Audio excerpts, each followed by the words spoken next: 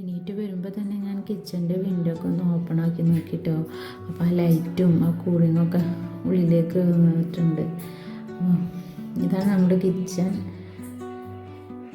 കിച്ചണിൽ money plant set ചെയ്യാൻ വേണ്ടിയിട്ട് പുറത്ത് പോയിട്ട് കുറച്ച് മണി പ്ലാന്റ് കൊമ്പൊക്കെ പൊട്ടിച്ചിട്ട് പോകുന്നു കേട്ടോ.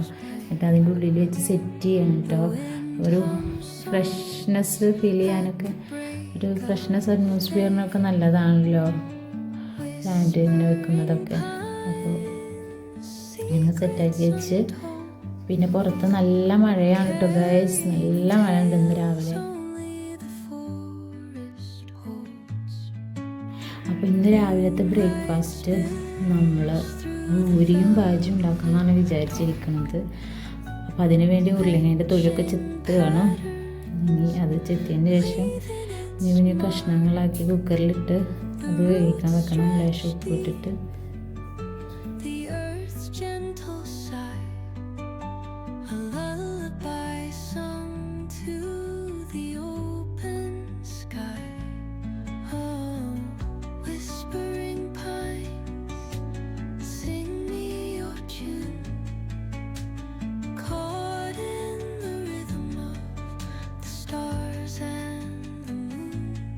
ഇനി നമുക്ക് ബൂരി റെഡിയാക്കാൻ വേണ്ടി അതിന് വെള്ളം തിളപ്പിക്കാനോട് വെച്ചിട്ടുണ്ട്.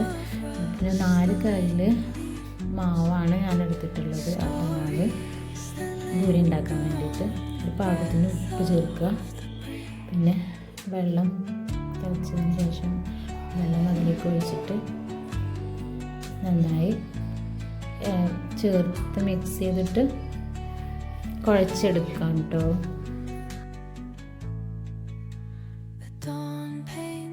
പിന്നെ മാവ് കുഴച്ചെടുത്തത് ചെറിയ ഉരുളകളാക്കി മാറ്റി വെക്കാം. മോന് മദ്രസ വിട്ട് വന്നതിന് ശേഷം ഉണ്ടാക്കുള്ളൂ കേട്ടോ. നേരത്തെ ഉണ്ടാക്കി വെച്ചത് ചൂടാറും, അപ്പോൾ കഴിക്കാൻ ടേസ്റ്റ് ഉണ്ടാവില്ല. അങ്ങനെ ബാജിക്ക് വേണ്ടിയിട്ട് ഇതാ കടുക് തുന്നിച്ച് അതിലേക്ക് വെളുത്തുള്ളി, ഇഞ്ചി, സബോള, പച്ചമുളകൊക്കെ ഇട്ടിട്ട് വഴറ്റിയെടുക്കുക.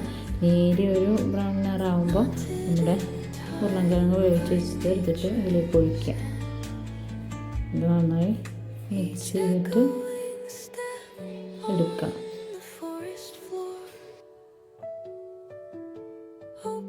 അതിൻ്റെ ഇടയിൽ ഇതാ മോനും ഉപ്പൊക്കെ കൂടിയിട്ട് ഫാൻ തുറക്കാൻ വേണ്ടിയിട്ട് ഇതാ സർക്കസിലുണ്ട്.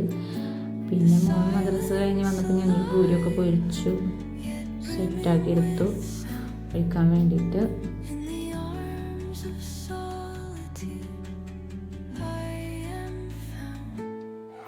അങ്ങനെ ഞങ്ങളുടെ പൂരിയും ബാജിയും റെഡി ആയിട്ടുണ്ട്.